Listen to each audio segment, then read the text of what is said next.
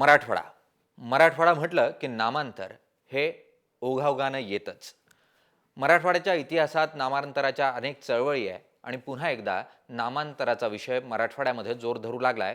तो औरंगाबाद या शहराचं संभाजीनगर हे नाव करावं की दाराशोकोबाद हे नाव करावं यावरून पेटलेल्या वादामुळं.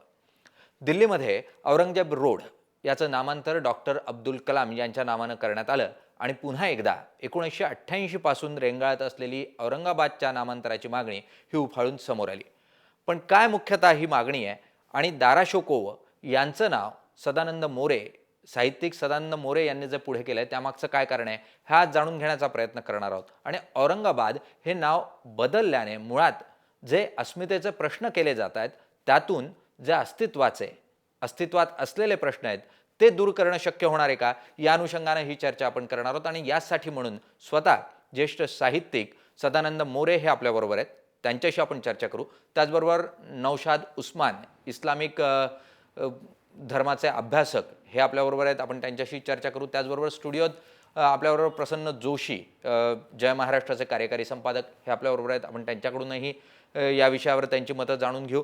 त्याचबरोबर ज्येष्ठ इतिहास तज्ज्ञ पांडुरंग बालकवडे हे आपल्याबरोबर आहेत, आपण त्यांच्याकडून इतिहासाच्या अंगानं मुख्यतः जी नावं बदलली जात आहेत ती कितपत योग्य आहे हे जाणून घेण्याचा प्रयत्न करू.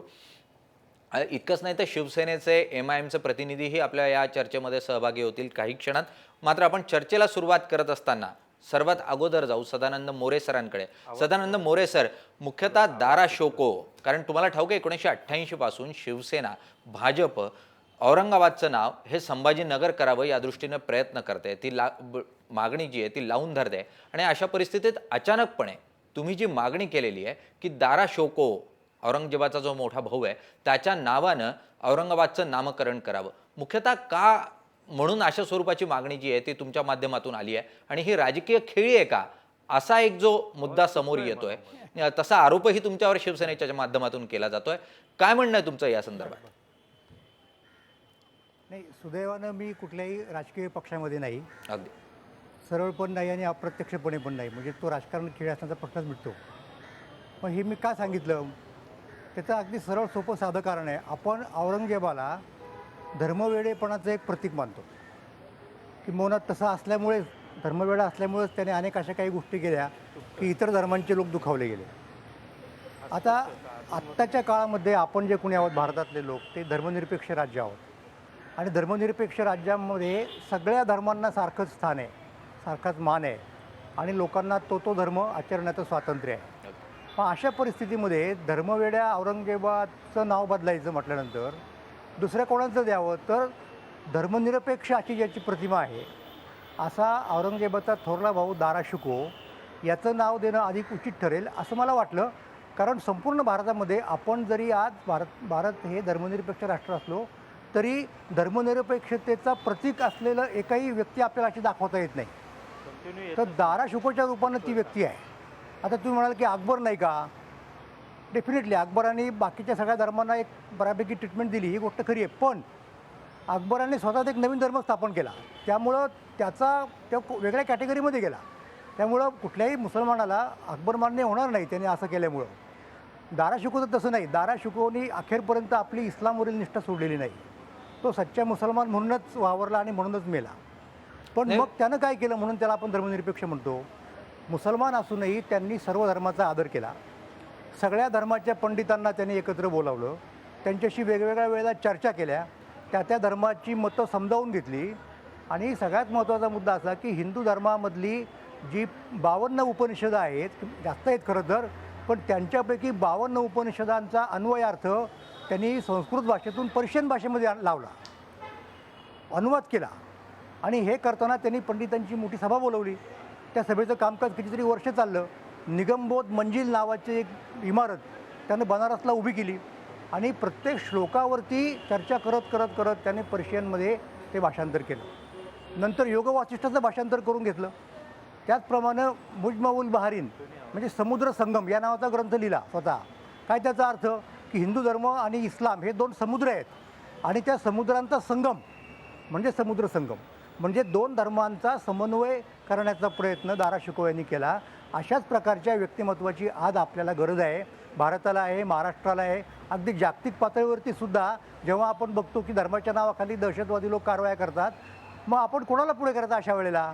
नाही, पण समन्वयाचं तुम्ही प्रतीक ज्या म्हणून. दारा शिकोहचं नाव समोर हा, बोला. केलेलं आहे त्याचीही हत्या औरंगजेबानंच हो. केली. संभाजी महाराजांची हत्या ज्या पद्धतीनं हालहाल करून अत्यंत कौर्याने करण्यात आली, त्याच स्वरूपात याही दारा शिकोहची हत्या जी आहे ती करण्यात आलेली होती. दारा शिकोहचा तसा हो. मराठवाड्याशी किंवा त्या क्षेत्राशी कोणताही थेट संबंध नाही. नाही, मग अशा मराठवाड्यापुरता परिस्थितीमध्ये मुद्दा दारा नाही आहे. शिकोहचा औरंगाबादला नाम देणं कितपत योग्य नाही, नाही, हाही प्रश्न उपस्थित होतोय. निलेशजी हा दारा मुद्दा शिकोह जन्मला कुठं होता ते मराठवाड्यापुरता सांगा. नाही, औरंगाबाद पुरता नाही, दारा शिकोह जन्मला कुठं होता ते सांगा मोरे. महाराष्ट्रापुरता सुद्धा एक तो जागतिक मुद्दा आहे. म्हणजे याचं हे वर्णन अशा प्रकारे धर्मनिरपेक्ष वर्तन दारा शिकोहचं मान्य न झाल्यामुळे औरंगजेबाने त्याला शिरच्छेदाची शिक्षा करवली. त्याचं शिर उडवलं धडापासून. आणि त्यातल्या पुढची वाईट गोष्ट अशी आहे की ते शिर त्याने एका पेटीत ठेवलं. त्या पेटीला चांगलं वेष्टन केलं आणि ती पेटी त्याचं शिर असलेली दाराचं आपल्या वडिलांकडे भेटवस्तू म्हणून पाठवली. म्हणजे धर्मनिरपेक्षतेसाठी प्राण कुर्बान करणारा हा माणूस आहे. मग याचा आपण चीज करायला नको का भारतातल्या लोकांनी? अगदी सनन मोरे सर, एवढा नौशाद माझा उस्मान त्यातला नौशाद उस्मान या विषयावर त्यांची मतं मांडू इच्छित आहेत. ते तुम्हाला प्रश्न विचारतायत. नौशादजी, विचार आपला प्रश्न. दारा शिकोह अजमेरमध्ये जन्मला. औरंगाबादशी त्याचं काय घेणं देणं आहे? आणि अजमेरला पण त्याचं नाव द्यावं अशी पण मागणी नाही. कारण काय आहे की त्यानं सर्वात मोठा गुन्हा काय केला की धर्मनिरपेक्षतेची जी व्याख्या मोरे करतात ती नाही आहे. धर्मनिरपेक्ष व्यक्ती ही एखाद्या धर्मग्रंथाची चिकित्सा करत नाही किंवा त्याची भाषांतर करत बसत नाही आहे. तो सुफीवादी होता. आणि तुम्ही जे मुजबहारीलचं जे तुम्ही संदर्भ दिला त्याच्यावर कोणती शिकवण आहे? इस्लामची जी साधी सोपी सरळ शिकवण होती की अल्लाह एक आहे, त्याच्याशिवाय कुणी पूज्य नाही. मोहम्मद प्रेषित सल्लल्लाहु अलैहि वसल्लम हे अल्लाहचे प्रेषित आहेत. मरायचं आहे, मेल्यानंतर एक दिवस पापा पुण्याचा जबाब द्यावा लागणार. अशी त्रिसूत्री साधी सोपी सरळ आहे.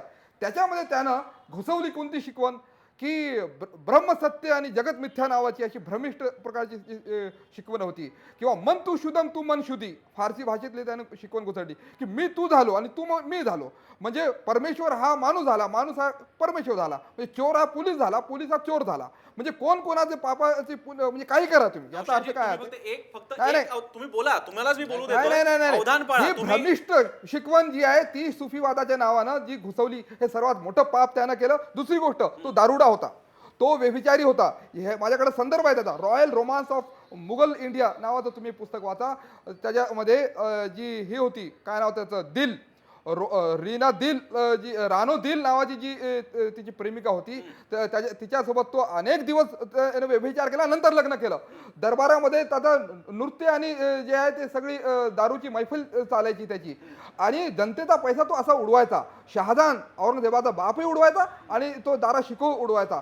म्हणून जे दारा शिकोहच्या प्रेयसीवरती डोळा ठेवून होता हा पण रेफरन्स सांगा. नाही दारा शिकोहच्या बायकोला स्वतःजवळ मिळवण्याचे पूर्ण प्रयत्न केले, शेवटी तिला आत्महत्या करावी लागली, हे पण सांगा. औरंगजेब तो चांगला होतोय की वाईट होता हे नंतरचा विषय आहे, हे त्याच्यावर सांगा येणार तुम्ही. नाही, हे त्याच्यावर सांगा येणार. फक्त. पण दारा शिकोह तुम्ही औरंगजेबाचे दोष सांगून दारा शिकोह लपू शकत नाही. दारा शिकोह हा अत्याचारी राजा होता, जनतेची जे आहे ते पैशाची लूट करणारा होता. तो धर्मनिरपेक्ष असू शकत. नौशाद उस्मानजी, आपण बलकवडे सरांकडे जाऊयात. बलकवडे सर, तुमचं काय म्हणणं आहे? तुम्ही इतिहासाचे अभ्यासक आहात. औरंगजेबाचं नाव नको, मग दारा शिकोहाचं देणं योग्य आहे का? आणि संभाजीनगर ही जी मागणी होते ती कितपत योग्य आहे?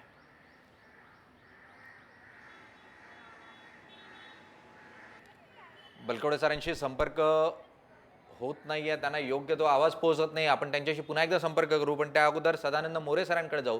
सदानंद मोरे सर, ते थेटपणे म्हणताय तुम्ही दारा शिकोहबद्दल जे गुणगौरव काढतायत त्याला ते छेद देत आहेत आणि ते म्हणतायत तो अत्यंत दारुड्या असा होता, अनैतिक असं कृत्य करणारा दारा शिकोह होता, बापाच्याच वळणावर गेलेला होता आणि म्हणून औरंगजेबानं त्याचा शिरच्छेद केला.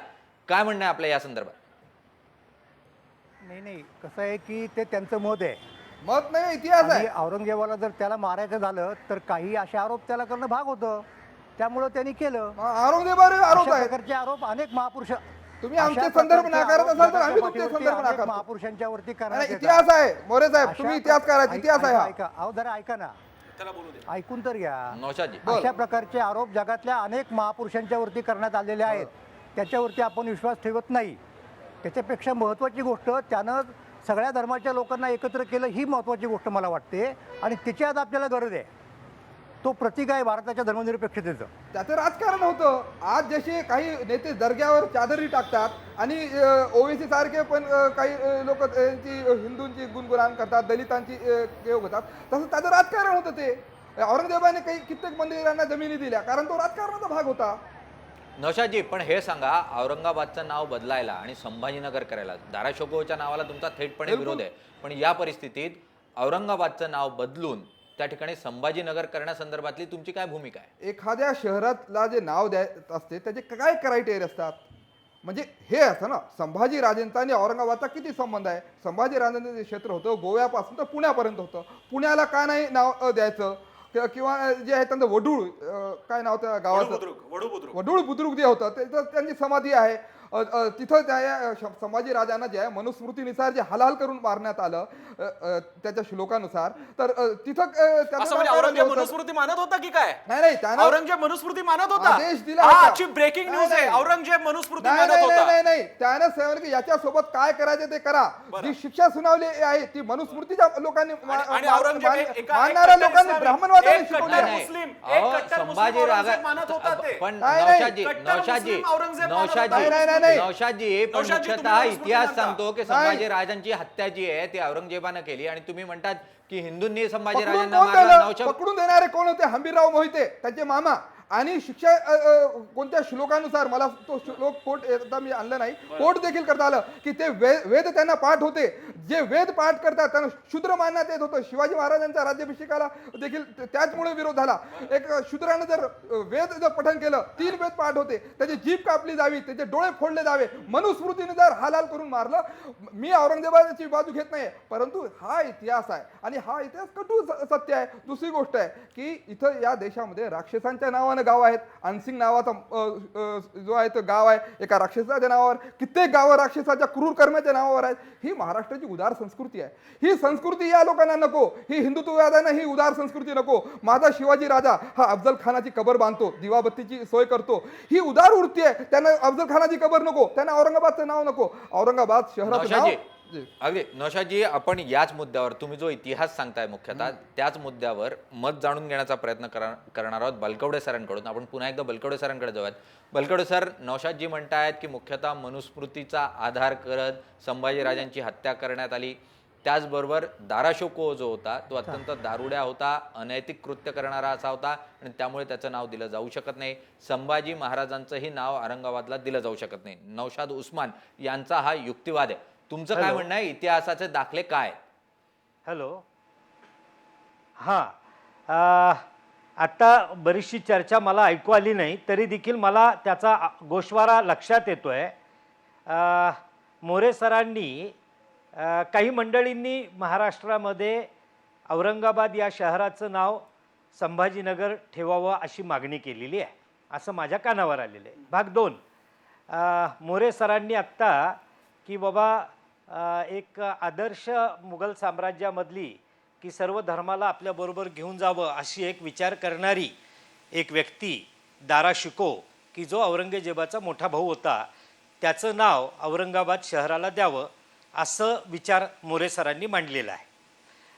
प्रश्न असा आहे की ह्या औरंगाबाद म्हणजे एखाद्या देशावर ज्यावेळेस हुकुमशाही असते किंवा एखादं राज्य असतं की जो आक्रमणकारी असतो, त्याचं नाव एखाद्या शहराला दिलं जातं, त्यावेळेसचा तो इतिहास असतो. परंतु ज्यावेळेस एखादं लोकशाहीमध्ये आपल्या देशामध्ये पूर्वी ज्यांनी हुकुमशाही केली, अत्याचार केले, अशा व्यक्तींची नावं बदलून आदर्शवाद वाटणारी नावं त्या शहरांना देण्याची पद्धत आहे. जगामध्ये चालतं, भारतातही चालतं. अनेक शहरांची नावं बदललेली आहे. आता बॉम्बे हे जे इंग्रजकालीन नाव होतं ते बदलून मुंबई हे नाव ठेवलं. त्यावेळेस अनेकांनी त्याला विरोध केला, काहींनी त्याला पाठिंबा. मला सगळ्यात नोंद घ्यावी अशी वाटती फादर फ्रान्सिस डिब्रोटो यांनी मुंबई ही आमची अस्मिता आहे त्या नावामध्ये, आणि म्हणून आम्हाला बॉम्बे हे नाव बदलून मुंबई नाव द्यावं अशी मागणी केली आणि जवळजवळ ते सर्व सहमतीने मान्य झालं. आता औरंगाबादच्या विषयी बलकवडे प्रश्न सर, असा येतो की आपल्याकडं मुघल साम्राज्य झालं, अकबराचा एक आदर्श होता दाराशुकोनी ही आपलं एक स्वतंत्र स्थान निर्माण केलेलं आहे हिंदुस्थानच्या इतिहासामध्ये. पण औरंगजेबाचा इतिहास विचारात घेत असताना जे धर्म आहेत, म्हणजे उदाहरणार्थ तत्कालीन शीख धर्म, जैन धर्म, हिंदू धर्म यांच्या संदर्भात औरंगजेबाचं धोरण आणि सामान्य लोकांच्या विषयी औरंगजेबाचं धोरण हे माझ्या दृष्टीने अन्यायकारी होतं आणि इतर धर्मांवर अन्यायकारी होतं, म्हणजे धर्मांधतेचं त्याचं धोरण होतं. आणि म्हणून जर भारतामध्ये आपण सर्व धर्म समभावाच्या दृष्टिकोनातून विचार करत असू, तर ज्यांनी एकेकाळी इथं धार्मिक अत्याचार केले अशा व्यक्तीचं नाव, म्हणजे औरंगजेब फक्त धार्मिकच अत्याचार करत होता असं नाही, त्याचं व्यक्तिगत जीवन जर विचारात केलं तर औरंगजेबाने स्वतःच्या आईवडिलांना मरेपर्यंत कैदेत टाकलं, आपल्या तिन्ही भावांची हत्या केली, दाराची केलीच, एवढंच नव्हे तर दाराची पत्नी उदयपुरी बेगम तिच्यावर त्याने अत्याचार केले. खरंय. आणि असा सगळा इतिहास आहे. आणि त्यामुळे की औरंगजेबासारख्या अन्यायी अत्याचारी धर्मांध व्यक्तीचं नाव काही लोकांना आपल्या स्वतंत्र भारतामध्ये लोकशाहीमध्ये ते एक आदर्श किंवा एखाद्या शहराचं नाव नाही बलकवडे जर सर, अशा तुम्ही व्यक्तीचं लोकशाहीचा असेल तर ते बदलावं सातत्यानं वाटणं लोकशाहीचा साहजिक आहे. दाखला देत बाकी आहे, एक. पण हीच लोकशाही आता दुसरं संसदेमध्ये गृहमंत्र्यांनी संभाजी महाराजांचं 1975 नाव साली दिलं जावं का? जाहीर केलंय प्रश्न की असा आहे. इतिहासात दाखले असलेल्या लोकांची नावं जी आहेत, शहरांची नावं जी आहेत ती संभाजी बदलता महाराज- येणार नाही. अशा परिस्थितीमध्ये हीच सुप्रीम लोकशाही कोर्टाचा आहे सांगते निर्णय. की 1975 नंतर अशा स्वरूपाची नावं बदलली जाऊ नये आणि Justice मग वर्मा. अशी नावं बदलणं कितपत योग्य आहे. हॅलो. बलकवडेजी, आपण एक छोटासा ब्रेक घेऊया. ब्रेक नंतर पुन्हा एकदा तुमच्याकडे येऊयात. तुमच्याशी योग्य पद्धतीने संपर्क होत नाहीये. मोरे सरांनाही आपण हा प्रश्न विचारणार आहोत, पण त्या अगोदर घेऊयात एक छोटासा ब्रेक. बघत रहा जय महाराष्ट्र.